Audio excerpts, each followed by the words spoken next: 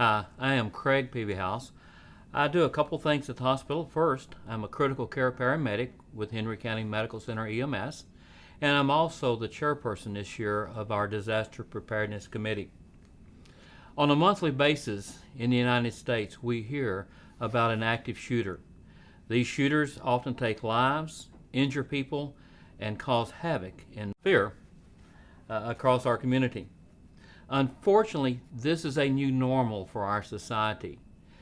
Churches, businesses, schools, large gatherings outside often become the area that you will find these shooters. I am not here to address the why. That's for another day. I am here to address the how to protect yourself from an active shooter.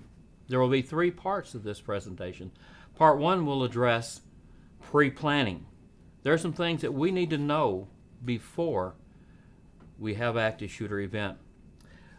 We want to be very proactive. When you enter into a building, always look around at your surroundings. Look to see if you see any exits and how many exits. Always remember that you need to have more than one exit planned. The shooter will enter one of the exits. So always look around for exits. While you're looking for those exits, look at areas that you can hide while running away from the shooter.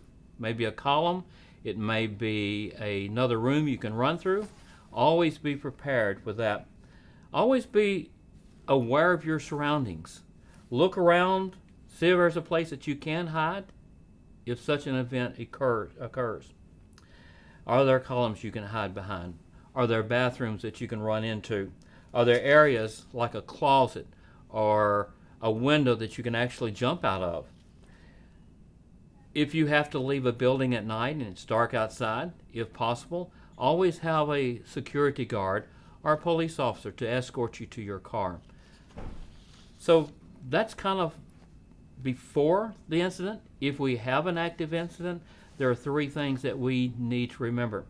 The first thing is to run or escape. Run or escape. The very first thing, if you hear shots fired, is to run. Don't wait to go back and get your personal possessions. Don't wait to run back and tell employees. Just run as quick as you can.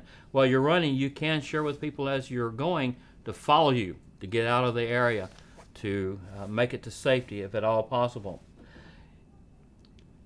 If you can't find a place to run out of, maybe your office is a closed office and you have windows, always have a hammer in your desk drawer. I knew a lady one time that kept a hammer for such an occasion. She said if an active shooter came into her office, she could break the window out and jump out the window. She also could use that as a self-defense method.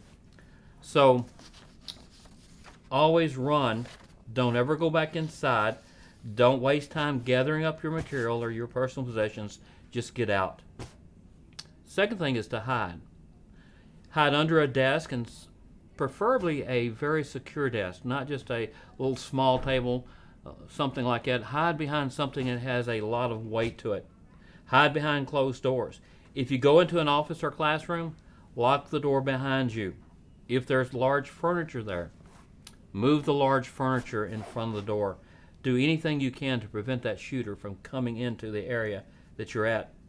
Always shut your phone off to vibrate if there is an active shooter. If the shooter hears a phone ringing, that's a clue for them as to your position. So shut the phone off. When you have an opportunity and it's safe to do so, call 911. Give a description to 911 operators of the person that's doing the shooting if you can. Don't come out of that room or that office until the police department shows up and gives you the all clear. Stay inside. The third thing is fight. I don't want you to fight fairly. Fighting fairly will only get you hurt. Fight with everything that you have within you. Use anything available. Your fingernails, an ink pen, a pencil, wall spray, a mop handle, broom handle. Fight as if your life depends on it, because it may do. Also, remember that the active shooter usually doesn't expect people to fight. They usually expect people to run. So if you confront them as a last resort, if you confront them and fight, they're more likely to run themselves.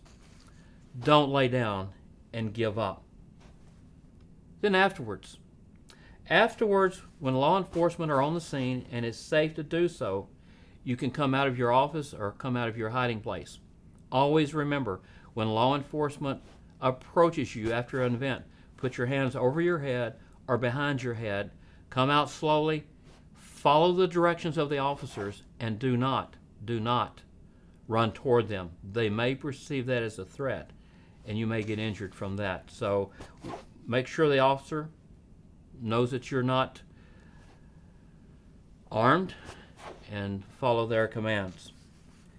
If the shooter is still alive and in the area and the officers ask, try to describe the person to them. Color of pants, color of shoes,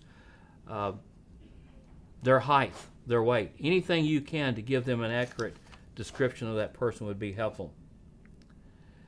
There is a video that I would recommend, and it's found on the Department of Homeland Security's website.